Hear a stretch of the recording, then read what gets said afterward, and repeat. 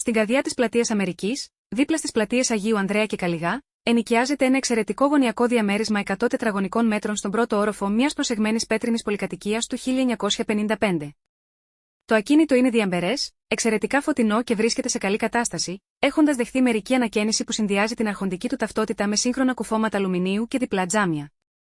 Ο χώρος προσφέρει μεγάλη ευελιξία, καθώς μπορεί εύκολα να διαμορφωθεί ώστε να περιλαμβάνει ένα τρίτο υπνοδωμάτιο ή έναν αυτόνομο χώρο γραφείου. Το μεγάλο πλεονέκτημα του σπιτιού είναι ότι όλοι οι χώροι έχουν πρόσβαση σε βεράντες με δυτικό προσανατολισμό, προσφέροντας μια πολύ ευχάριστη και ανοιχτή θέα σε πράσινο και δέντρα.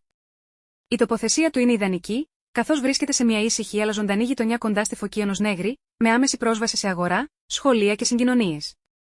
Οι μετακινήσεις διευκολύνονται σημαντικά χάρη στην άμεση σύνδεση με το σταθμό του μετρό και του τρένου, Άγιος Νικόλαος, και τις κεντρικές γραμμές λεωφορείων. Λόγω των μεγάλων χώρων και της κομβικής του θέσης, αποτελεί εξαιρετική επιλογή για οικογένειες, συγκατοίκηση φοιτητών, αλλά και για επαγγελματική χρήση, όπως ιατρείο ή δικηγορικό γραφείο.